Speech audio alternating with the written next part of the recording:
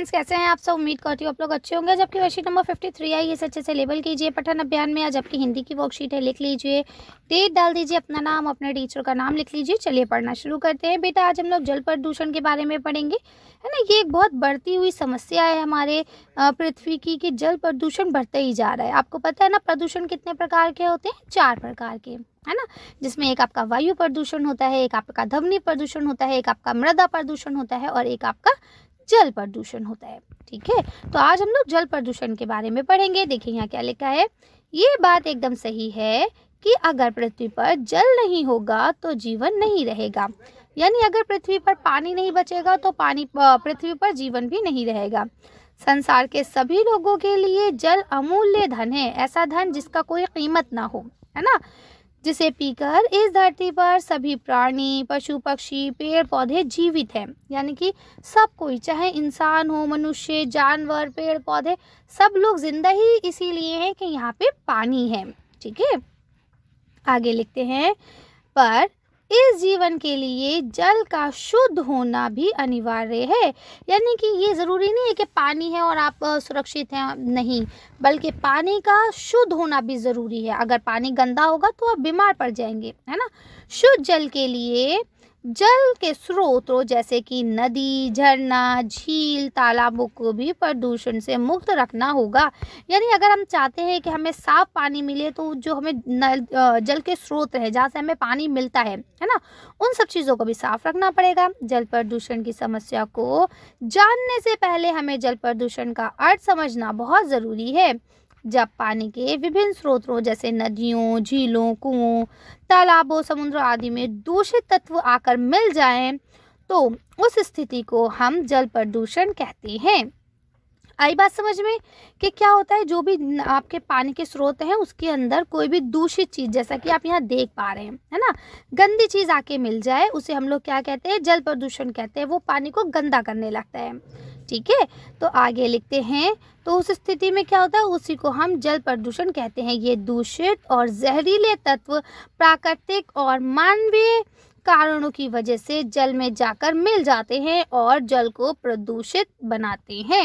आई बात समझ में कि ये सब हमारी वजह से ही मिलते हैं, है ना। कभी कभार प्राकृतिक कारण भी हो सकते हैं, लेकिन ज़्यादातर ये मानवीय कारण ही रहते हैं और जाके ये पानी में मिल जाते हैं और फिर पानी को क्या कर देते हैं? गंदा कर देते हैं, जिसकी वजह से जल अपने प्राकृतिक गुण खो देता है। यानी कि पानी की जो अपनी नेचुरल क्वालिटीज़ है वो सब क्या हो जाती है? ख़त्म हो जाती हैं।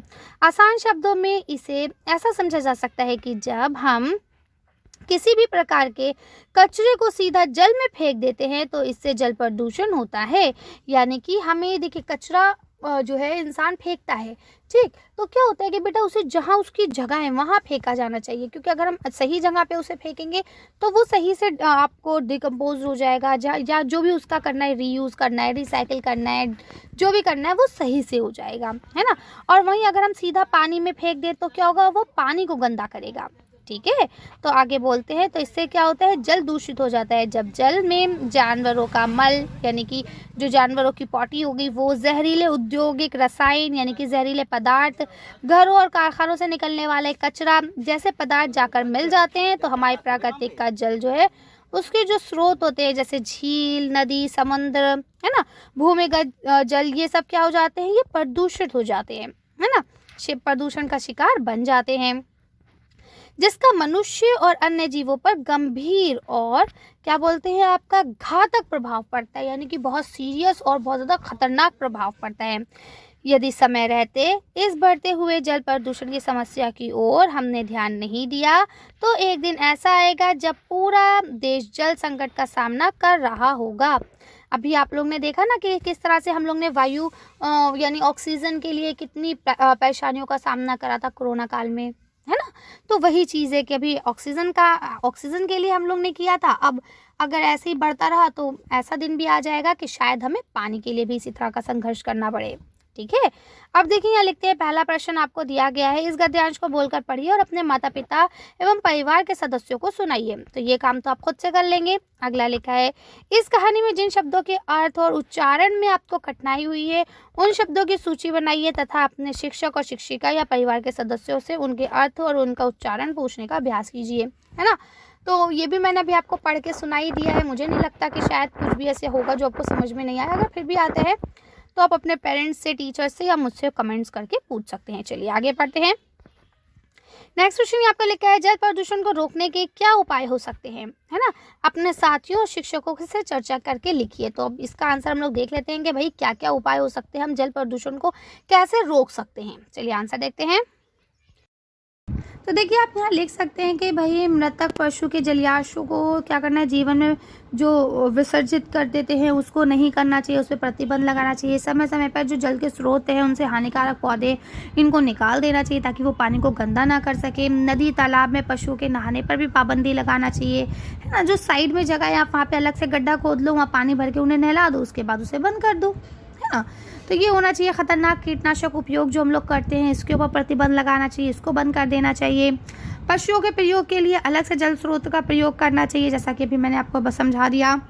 कीटनाशक, खरपतवार ये सब जो है इन सब का जो है कम इस्तेमाल करना चाहिए। ठीक, कर लेंगे आप लोग। अगला क्वेश्चन लिखा है, आपके घर में पीने का पानी का स्रोत क्या है, यानी हम लोग के घर में जो पीने का पानी आता है वो कहाँ से आता है। देखिए हम लोग का भूमिगत जल या फिर नदी, कुएं या समुद्र, हम यहाँ से तो पानी लेते नहीं है पीने के लिए, है ना। हम लोग के वहाँ कहाँ से आता है, दिल्ली जल बोर्ड से आता है। ठीक है, तो आप यहाँ लिखेंगे भाई दिल्ली जल बोर्ड है हमारा जो स्रोत है। ठीक, इसके अलावा यहाँ लिखा है, आप पीने के पानी को साफ रखने के लिए क्या क्या उपाय अपनाते हैं।